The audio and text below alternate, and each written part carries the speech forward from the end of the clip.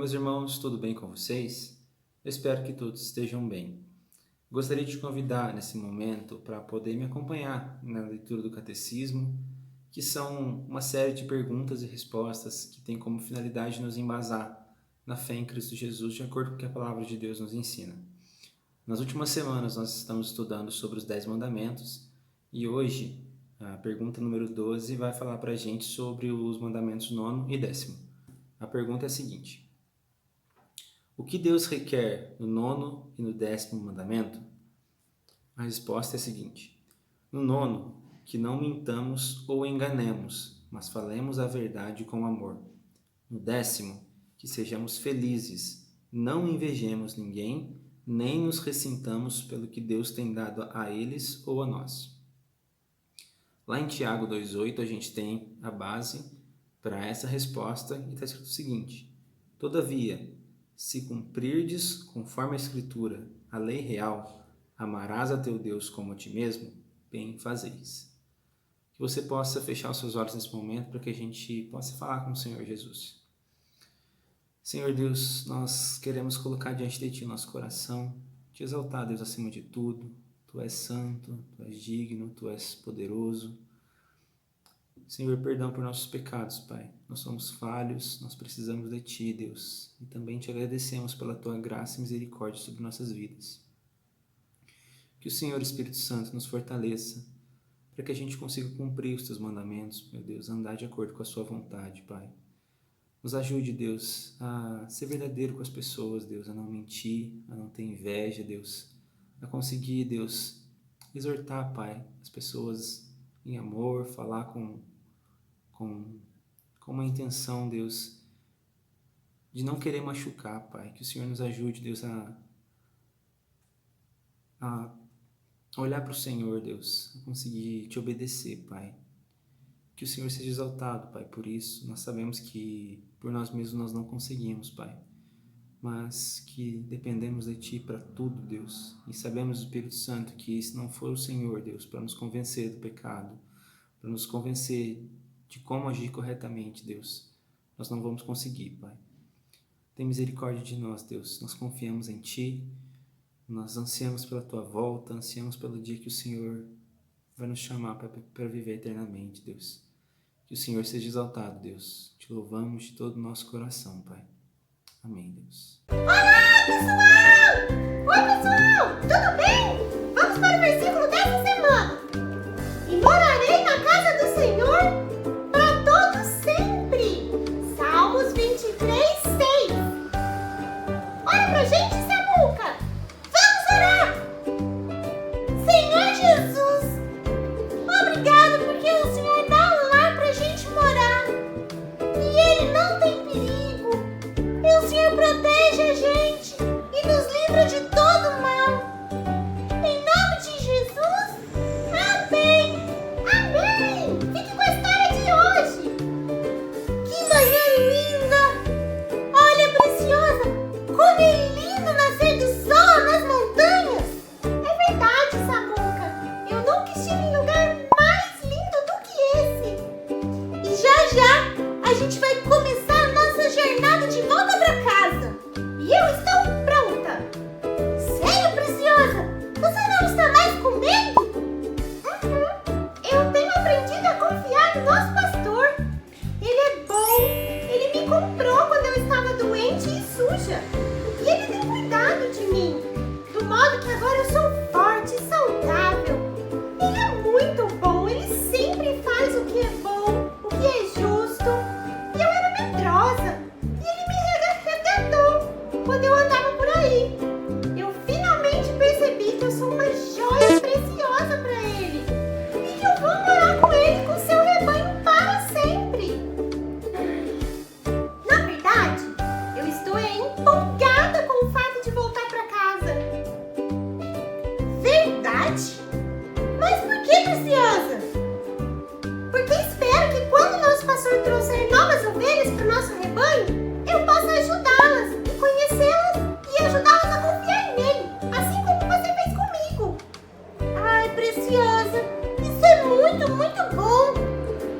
É assim que deve ser feito o rebanho do nosso pastor. Uma ovelha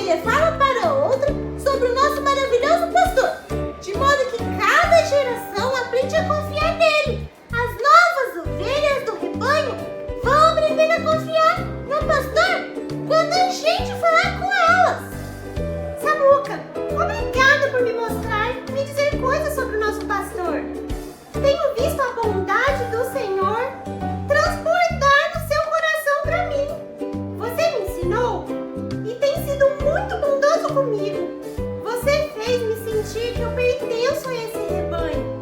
Você foi paciente comigo quando eu estava aborrecida com você e me perdoou quando eu fui grosseira. Você é como o nosso pastor. Verdade, preciosa? Sim, é verdade. Você me ensinou algo que nem mesmo eu sabia que estava me ensinando. Como assim? Do que você está falando, preciosa? Você me mostrou que quanto mais conhecemos o nosso pastor, mais nos tornamos como ele. Ele é bom e quando vivemos com ele, nós nos tornamos bons também. Estar com ele nos transforma de ovelhas tolas em seguidoras fiéis. É isso mesmo, preciosa. Ai, eu fico tão feliz de ficar parecido mais com o nosso pastor. Sim, e eu vou morar no rebanho do nosso pastor para sempre. Sei que mesmo que eu me desvie, ele vai vir atrás de mim e ele vai me levar para casa, porque ele me ama e porque eu pertenço a ele. Mal posso esperar para falar dele para as outras ovelhas. Ai, preciosa, eu também não. Eu adoro quando chega uma ovelha nova no nosso rebanho. Vamos lá nos juntar com umas outras e preparar o que vamos falar para as novas ovelhas. Vamos!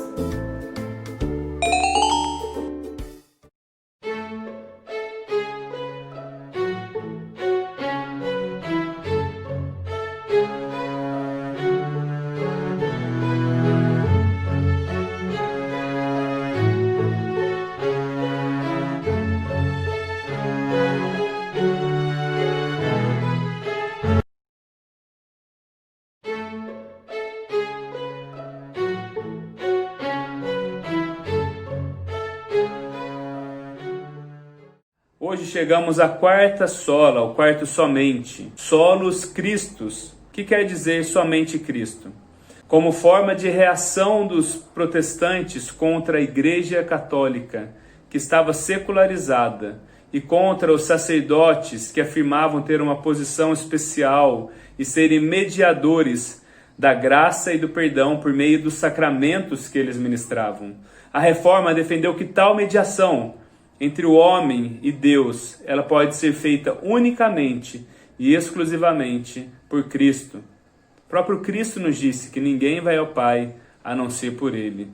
Cristo é o único capaz de salvar a humanidade dos seus pecados e de ligar o homem a Deus. Eu só quero fazer uma breve recapitulação do que nós já sabemos, né? Nós sabemos que no dia 31 de outubro de 1517, Martinho Lutero fixou na porta da Catedral de Wittenberg, na Alemanha, 95 teses contra todo um sistema religioso que estava na Europa, né? Que estava dominando a Europa na época, lá no século XVI. E a partir de então, várias pessoas começaram a protestar contra esse sistema, e é por isso que a reforma é protestante. Só que o nosso intuito de falar para vocês, essa manhã e todas as manhãs que nós estamos falando durante esse mês, não é sobre a história de Lutero lá atrás. É para que você se reforme, é para que nós nos reformemos, é para que o nosso coração mude a forma que ele tem. Por isso que ela permanece sendo uma reforma protestante. É necessário que você proteste contra si mesmo, sua carne e suas paixões. Nós resumimos a Reforma Protestante, não a nossa igreja, mas a Reforma Protestante é resumida em 5 solas, 5 apenas, 5 somente, 5 exclusividades. Sola, no latim, significa somente. E nós vimos sola Escritura, somente a Bíblia, todos os 66 livros da Bíblia, é a palavra de Deus, é a nossa regra de fé e prática. Todas as nossas decisões, toda a nossa fé, tudo mais que nós temos, nossas emoções, deve estar submetida ao que a Bíblia ensina. E, gente, isso é tão importante que vocês conheçam a Bíblia, que nós conheçamos a Bíblia no geral, porque há tanta coisa errada que a gente crê que não está na Bíblia. Só a Bíblia é capaz de quebrar a dureza do nosso coração, a dureza do coração do homem. E é por isso que a reforma começa no sola Escritura. Martinho Lutero se apoia, entre diversos textos, no texto de Romanos 1:17, que diz que o justo viverá pela fé. E aí então tudo isso culmina nas 95 teses, né? Nós vimos no domingo passado e no domingo retrasado mais 2 solas. Vocês lembram quais são? Sola gratia e sola fide, que são 2 solas gêmeas. Deus, tudo que nós temos, e principalmente nossa salvação, é pela graça de Deus. Deus coloca no seu coração. Não é nada esforço próprio, não é nosso esforço, não é nosso braço que faça com que nós voltemos a Deus, mas a graça dele que possibilita que nós voltemos a Ele. Nós fazemos isso através do terceiro sola, que é o sola fide, através da fé salvadora que Ele coloca no seu coração. Todos os homens possuem uma medida de fé, mas nenhum deles possui a medida de fé salvífica capaz de crer em Cristo. Essa fé só é dada pela graça, por isso que é sola gratia e sola fide. Nós estudamos isso nos domingos passados, né? A pergunta que fica é, Deus nos deu a Bíblia é a nossa única regra de fé e prática. Deus nos dá graça, tudo que nós temos é por graça de Deus, tudo que nós temos. E Deus nos dá fé com virtude, como fruto dessa graça. Só que onde nós devemos depositar a nossa fé? Será que somente crer que Jesus existiu é suficiente para que nós sejamos salvos? Será que a sua fé está depositada em Cristo ou no que te contaram sobre Cristo? E aí nós vamos falar sobre o quarto sola, né? Solus Christo, somente Jesus. O homem é supersticioso, gente, por natureza. O homem é supersticioso por natureza. A superstição, ela guarda dentro de si uma medida de orgulho. Por quê? Porque o que é a superstição? A superstição é a maneira com que o homem tem de tentar manter o controle sobre as circunstâncias dele. Eu me lembro uma vez, lá em casa faz um tempo isso, uma moça que trabalhava lá em casa, ela foi fazer um bolo. E ela colocou muito fermento, não sei direito. Ela colocou muita coisa no bolo lá. E o bolo começou a querer transbordar. O que ela fez? Desligou o fogo? Não. Ela pegou um copo d'água e colocou na frente do fogão. O que aconteceu com o bolo? Nada, ele transbordou. A superstição era, se eu colocar um copo com água na frente do bolo, ele não transborda, ele para de crescer. Mas não adiantou nada. E a superstição não é algo do nosso tempo, ela é algo de todos os tempos. E aqui eu quero citar 3 exemplos para vocês. Não precisa abrir, mas em Gênesis 30, conta a história de Raquel. Raquel, Lia, Bila e Zilpa, 4 mulheres, esposas de Jacó, o patriarca, né, Israel. Jacó tinha 2 mulheres, Raquel e Lia. E ele teve também 2 concubinas, Bila e Zilpa. 3 dessas mulheres eram férteis.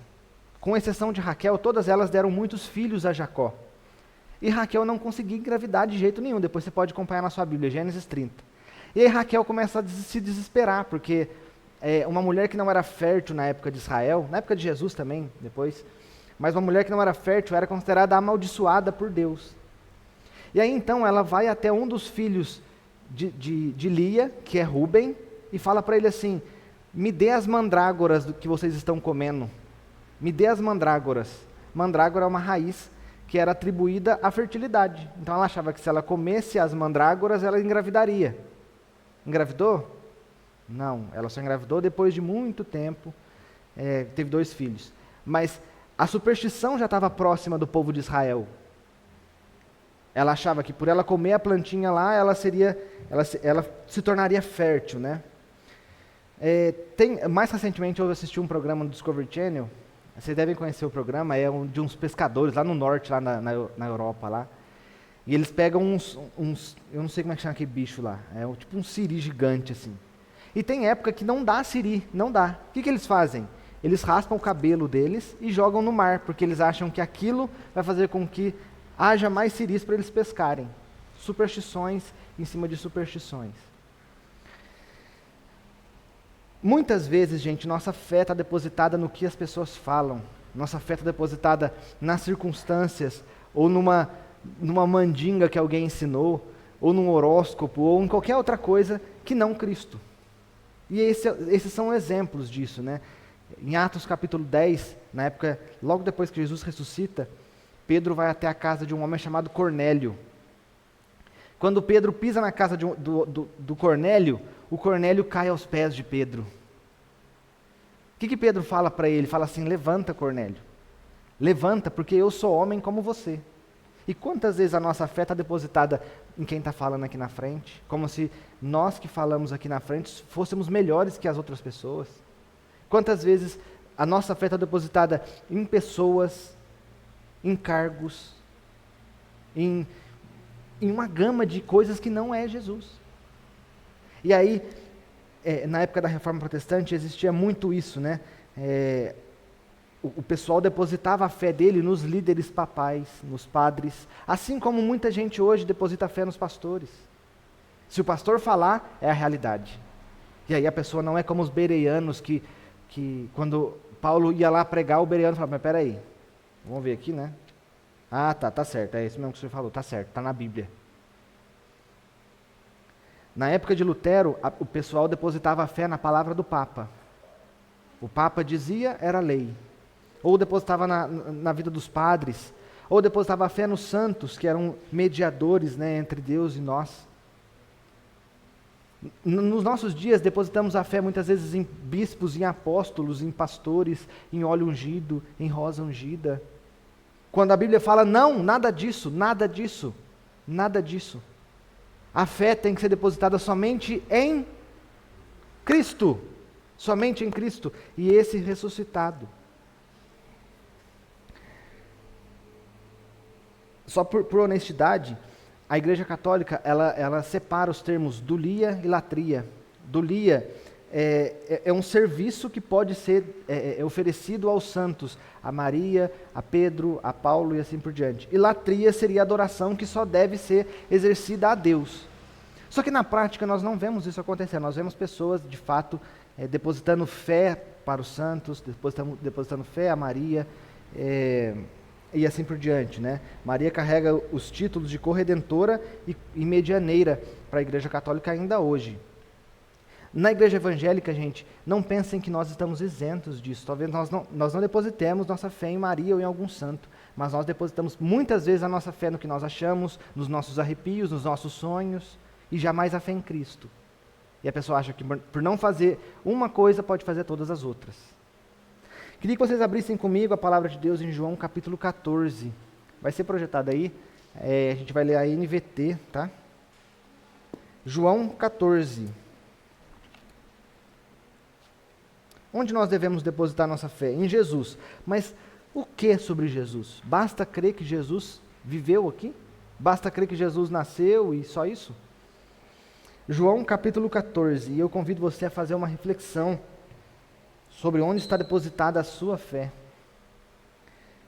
João 14 diz assim, a gente vai ler a partir do versículo 1 até o 6.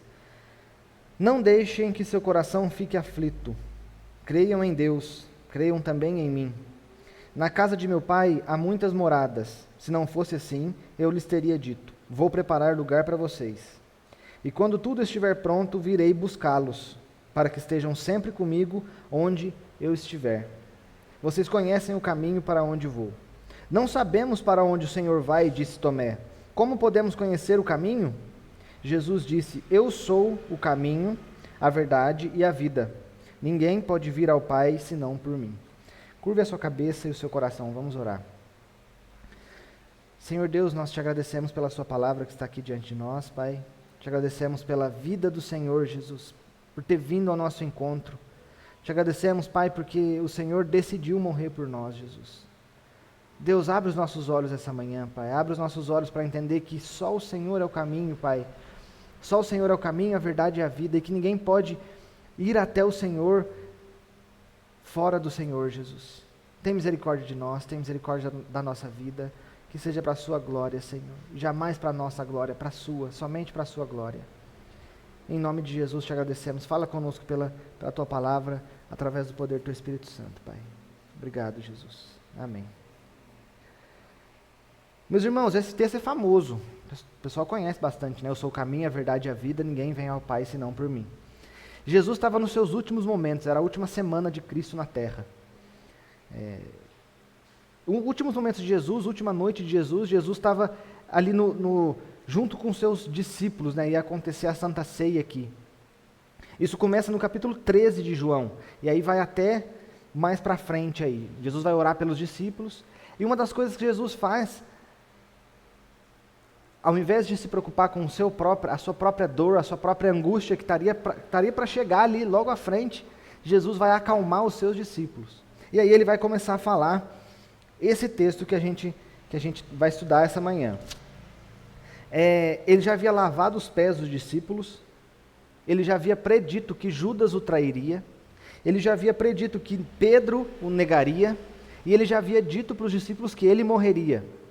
Então você imagina, 12 homens comuns, 11 se a gente tirar Judas, mas 12 homens comuns ali, todos eles ouvindo de Jesus essas coisas. Um de vocês vai me trair, o líder de vocês vai me negar, eu vou morrer pela mão dos judeus, dos judeus, dos romanos, mas eu ressuscito no terceiro dia. Os discípulos não entenderam nada, não entenderam absolutamente nada que Jesus estava falando, e começaram a ficar com medo, começaram a ficar aflitos, começaram a ficar angustiados, com razão. Começaram a ficar angustiados, porque o líder deles ali, o Messias, ele clamava ser o Messias. Jesus clamava ser o líder de Israel, ser o rei de Israel. Como que ele pode dizer que ele vai morrer? O rei de Israel não vai morrer, ele não pode morrer. Ele tem que assumir o seu cargo político e reinar sobre os romanos que nos afligem durante tantos anos. Como pode o nosso líder morrer? E aí então, Jesus começa a falar esse texto que nós vamos estudar aqui. Os discípulos tinham um estado psicológico de terror, de medo, de ansiedade, de incredulidade. Já sentiram isso? Já sentiram medo pelas circunstâncias? Os discípulos também sentiram terror, sentiram incredulidade, sentiram ansiedade, sentiram medo. E Jesus, ao invés de exigir para si atenção, não, ele vai confortar esses discípulos. A postura de Jesus diante dos discípulos amedrontados é falar para eles: exerçam a fé. Exerçam a fé de vocês.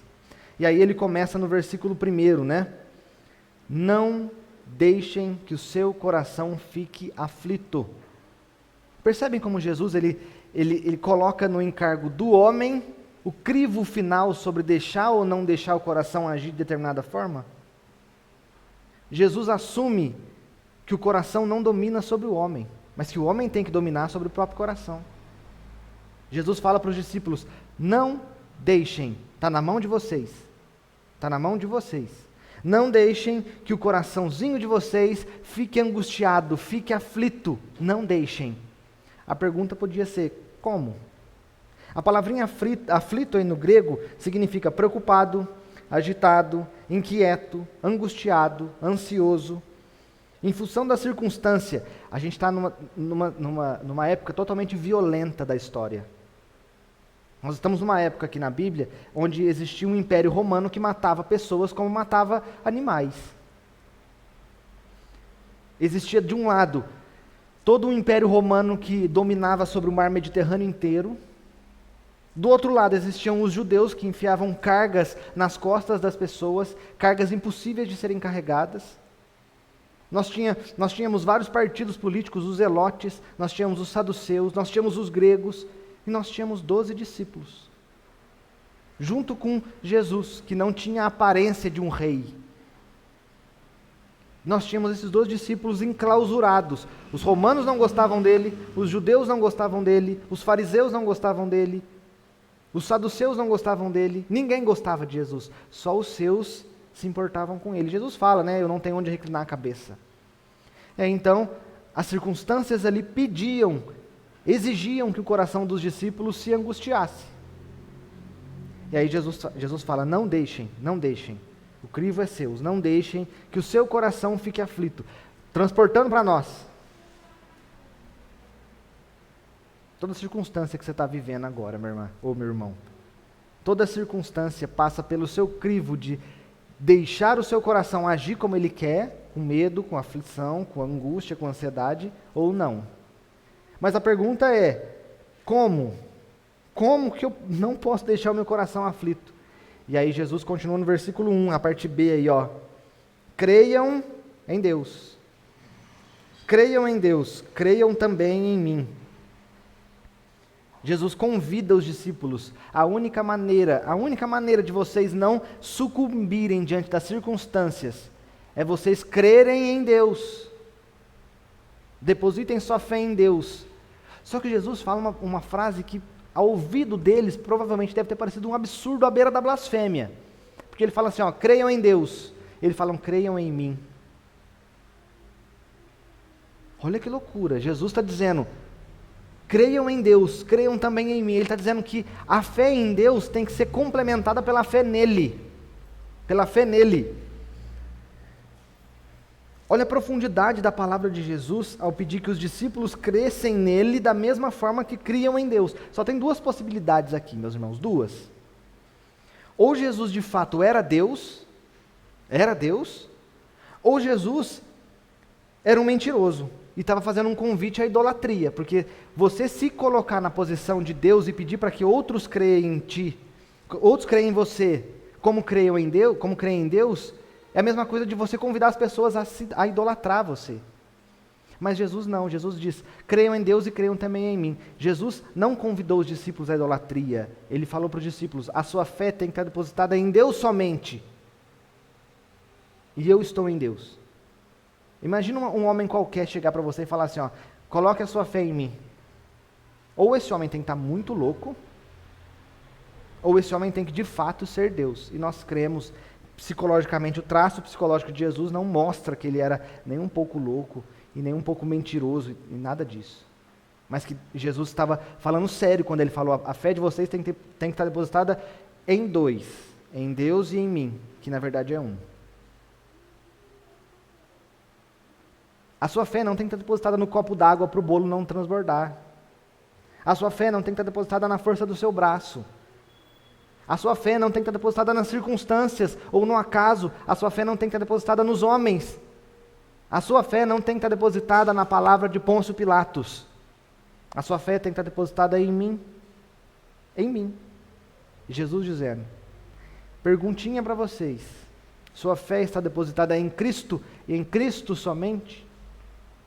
Se eu perguntar para você, se você morrer agora, você vai para o céu?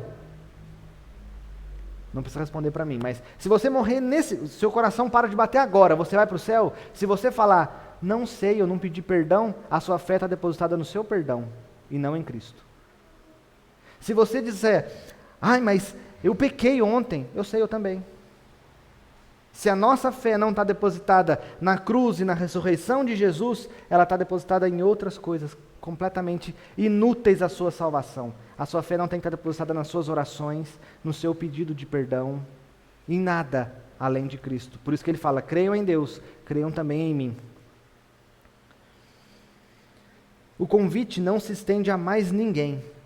E é por isso que a nossa palavra de hoje é solos Cristo, somente Jesus, somente Cristo e mais ninguém. Os discípulos poderiam perguntar para Jesus, né?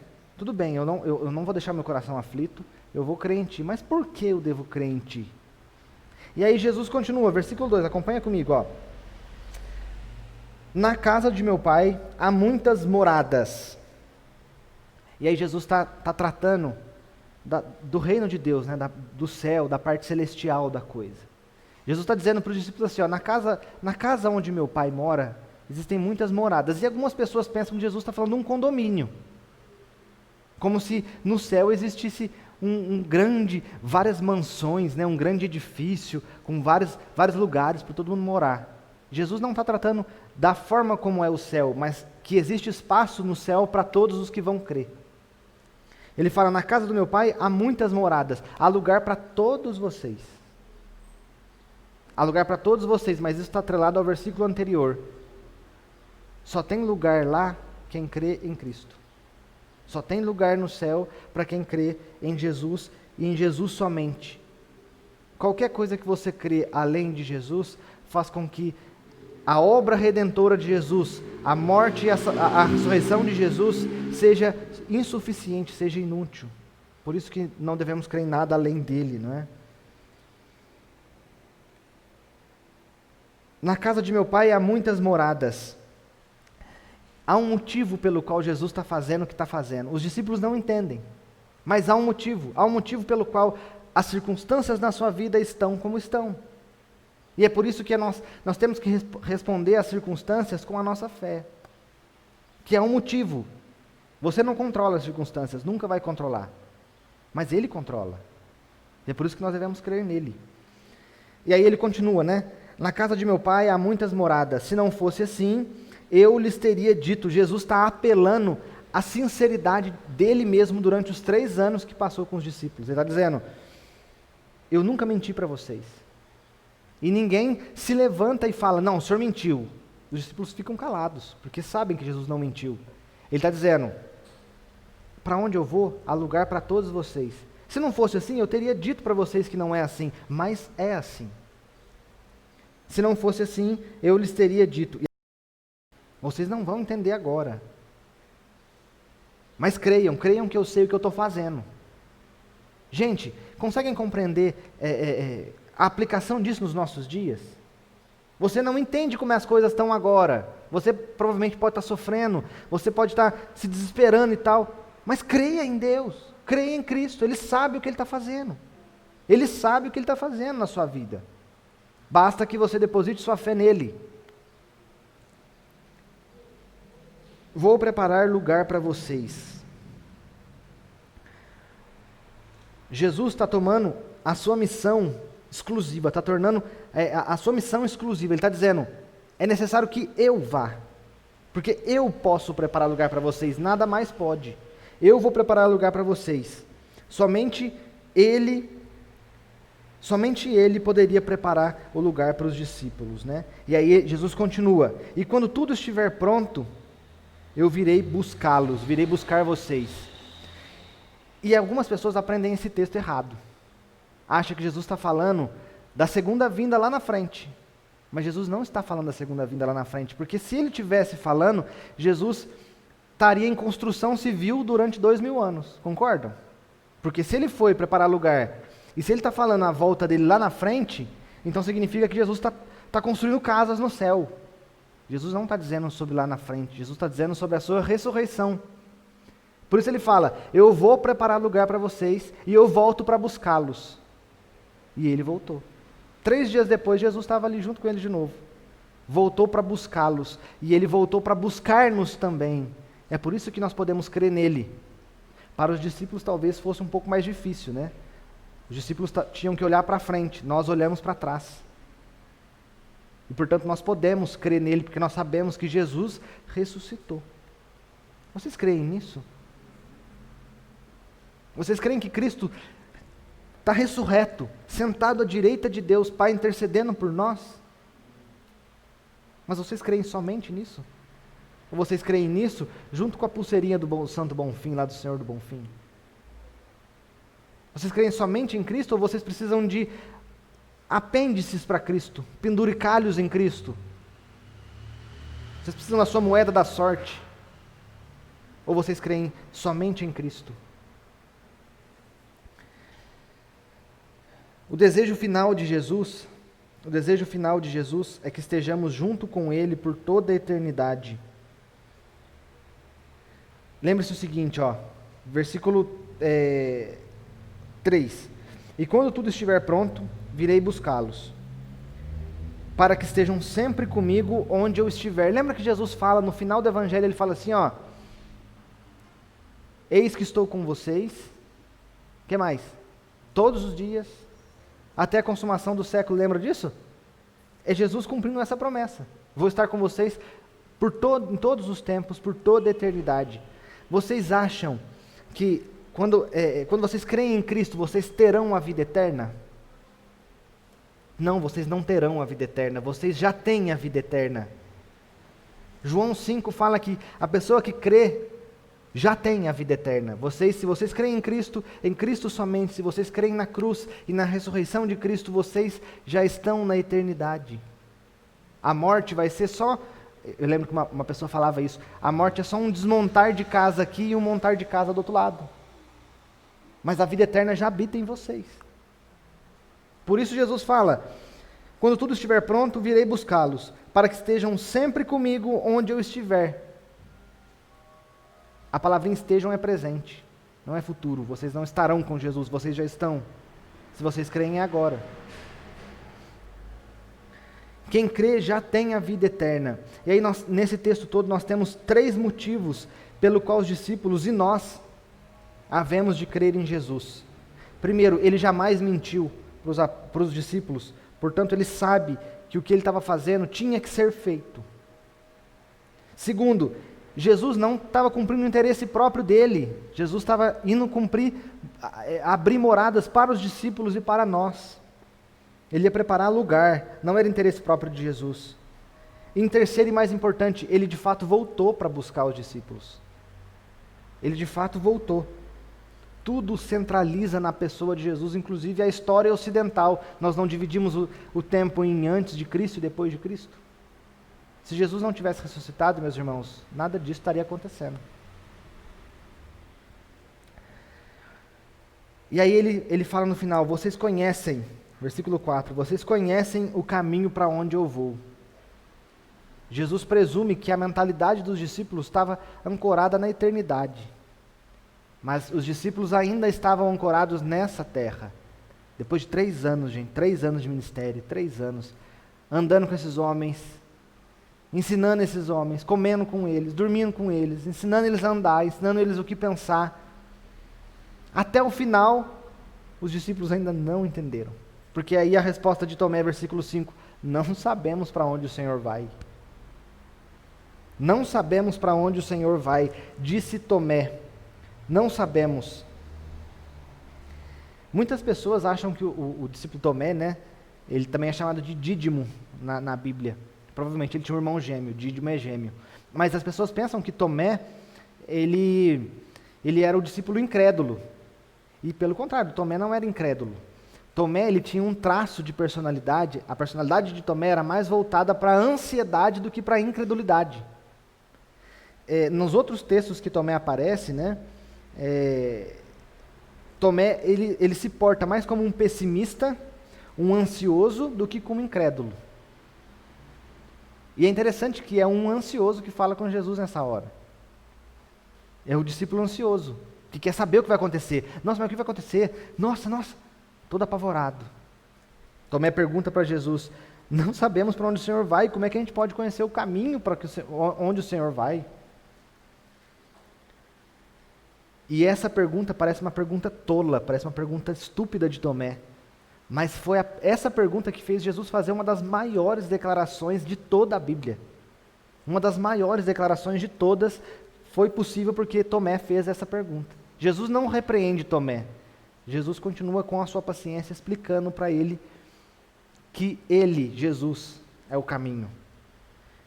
Jesus fala, né, versículo 6, Jesus disse, vamos ler junto? Jesus disse: eu sou o caminho, a verdade e a vida. Ninguém pode vir ao Pai senão por mim. Olha o que Jesus está falando para esses caras. Gente, eu sou o caminho. Eu sou a verdade também. Vocês não perguntaram sobre isso, mas eu também já respondo também. Eu sou a verdade. E vocês também não perguntaram, mas eu também já respondo. Eu sou a vida. Nenhuma pessoa que já passou por esse mundo pode ir até Deus se não for através de mim. Jesus usa três adjetivos para si mesmo, né? Eu sou o caminho. Ele está respondendo a pergunta de Tomé. Jesus está se referindo ao lugar onde o Pai está. Para que você chegue até o Pai, tenha acesso ao Pai, é necessário que você ande um caminho. Esse caminho sou eu. Esse caminho sou eu. Como esse caminho pode ser tomado, meus irmãos? Jesus já respondeu essa pergunta. Está no versículo 1. Para que você tome esse caminho, é necessário que você creia Creia em Deus e creia também em mim. E aí você entra no caminho. Lembra quando Jesus fala do caminho estreito? Que existem dois caminhos, o caminho largo, que é o caminho da perdição, e o caminho estreito. O caminho estreito é Ele. Eu sou o caminho. O caminho que vai levar vocês até Deus sou eu.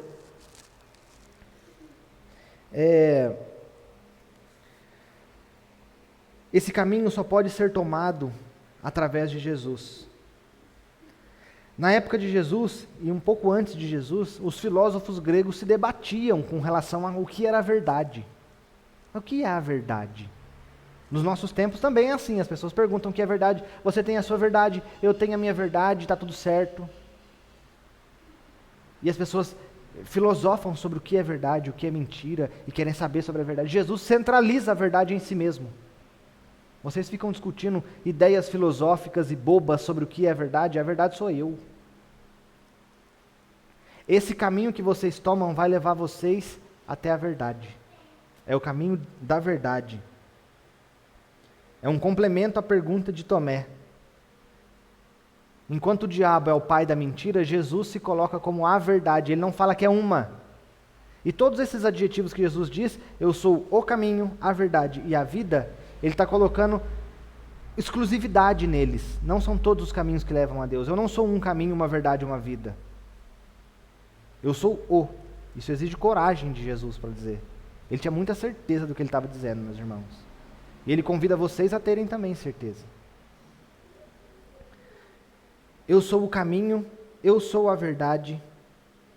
Essa verdade só é percebida se você tomar o caminho. É necessário que você tome o caminho primeiro para que você encontre o que é a verdade. E aí ele ainda traz um complemento. Eu sou a vida. Eu me lembro, antigamente passava um programa, hoje passa, mas com outro apresentador. Passava um programa na TV Cultura, chamava Provocações. Vocês já ouviram falar desse programa? Já? Provocações. Quem fazia... era um programa de entrevistas, e o entrevistador era o Antônio Abujan, ele já morreu. Ele sempre terminava o programa perguntando para o convidado, o que é a vida? O que é a vida? E as pessoas gaguejavam. Se perguntassem para você, o que é a vida? O que você responderia para essas pessoas?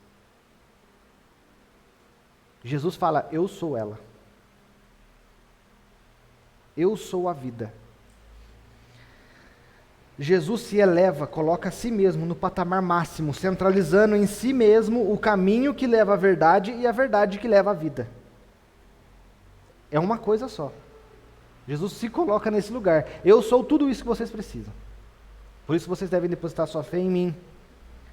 C.S. Lewis, um dos maiores pensadores do século XX, escreveu as Crônicas de Nárnia, ele disse, eu creio no cristianismo como eu creio no sol. Não porque eu vejo o sol, mas porque através do sol eu consigo ver todas as coisas.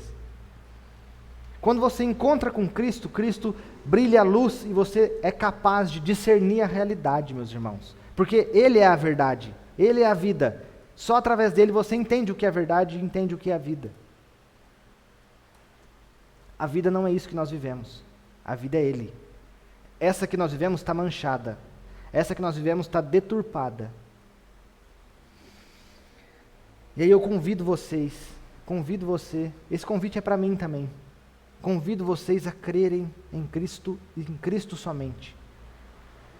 Em mais nada. Não na sua sábia mentalidade, não nas suas decisões, não nos seus sentimentos, não nas circunstâncias. Creiam em Cristo. Creiam em Cristo. Você não sabe se você tem 10 minutos de vida depois. Creiam agora.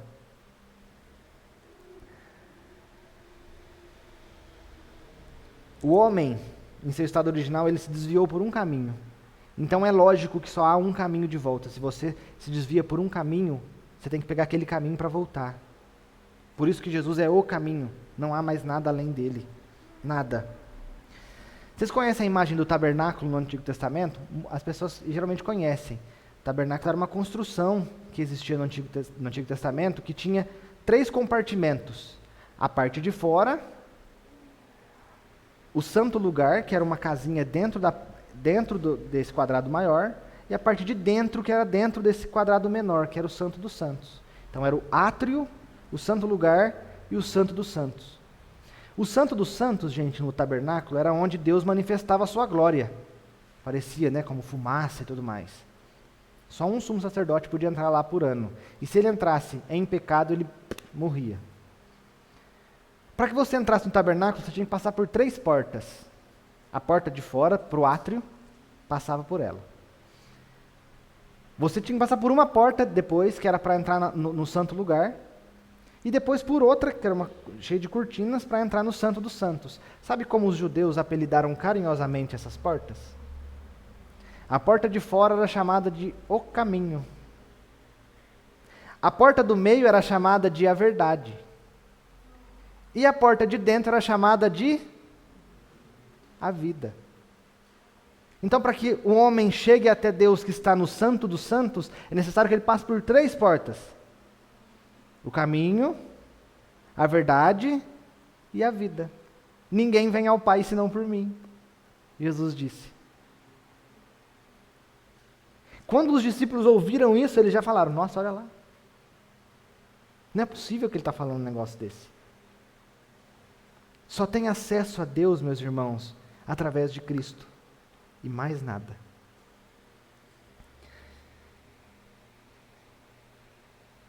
As pessoas em seu estado natural hoje não conhecem a Jesus, portanto não conhecem o caminho, nem a verdade, nem a vida. O que isso implica por negação? Se Jesus é o caminho, a verdade e a vida, sem Jesus nós temos ausência de direção, não tem caminho para as pessoas do mundo. Nós temos mentira, porque é o contrário da verdade, é uma vida vazia de mentiras. E nós temos morte, que é exatamente como a Bíblia descreve o homem em seu estado original. É um homem perdido, é um homem debaixo da mentira, do mundo, do sistema, de Satanás, e é um homem morto espiritualmente. Por isso Jesus ele fala, eu sou totalmente o contrário disso, eu sou caminho, verdade e vida. E aí, Jesus termina o trecho dizendo, ninguém vem ao Pai senão por mim. E olha Jesus se colocando de novo como Deus aqui, porque ele fala, ninguém vai ao Pai? Não. Ele fala, ninguém vem ao Pai. Ninguém vem ao Pai senão por mim. Jesus faz uma revelação ainda mais direta. É o próprio Pai que está falando ali. É o próprio Deus que está ali. Não há outra pessoa, meus irmãos. Não há outros objetos. Não há outro caminho. O acesso a Deus é somente por Jesus. Somente por Jesus. Quais são as aplicações que esse texto todo nos dá? A vida eterna é conquistada no exato momento em que você crê. Por isso que o perfeito amor lança fora o medo. O perfeito amor lança fora o medo está no contexto de medo da morte. Você não precisa ter medo da morte se você crê em Jesus, porque Ele é a vida. A vida eterna é conquistada no momento em que você crê. Se você crê agora, você já está no reino de Deus. Percebem por que sola fide, que nós estudamos na semana passada, pressupõe solos Christus? Somente pela fé, mas a fé em quem? A fé em Jesus. E somente em Jesus. Nada, absolutamente nada pode te levar até Deus. Nada pode te levar até Deus. Não tem como você pular o muro do tabernáculo. Nada pode te levar até Deus, além do sacrifício de Jesus.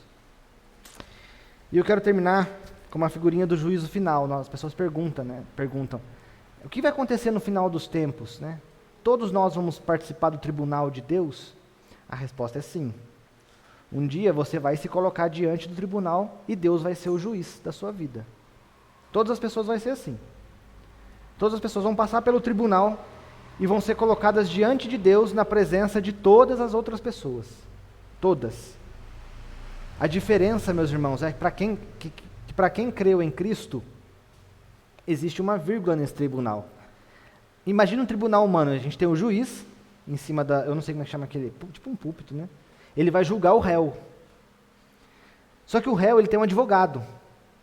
Assim é a figura do tribunal, tirando júri e tudo mais, mas assim é a figura básica de um tribunal. No final dos tempos, nós vamos comparecer diante de Deus como réu, como aquele que vai ser julgado, e Deus como juiz.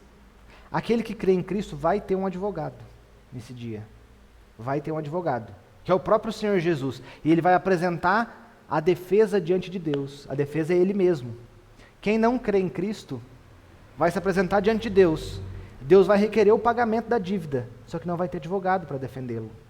Ele não vai poder se defender. E é por isso que eu convido vocês a crerem em Jesus. Para terminar, eu gostaria de ler um texto de Romanos 10, 9. Prestem atenção, grifem esse texto na Bíblia de vocês. Romanos 10, 9 está escrito: se você declarar com sua boca que Jesus é Senhor e crer em seu coração que Deus o ressuscitou dos mortos, será salvo. Mais uma vez, se você declarar com sua boca que Jesus é Senhor e crer em seu coração que Deus o ressuscitou dentre os mortos, será salvo. Amém, queridos? Vamos orar mais uma vez?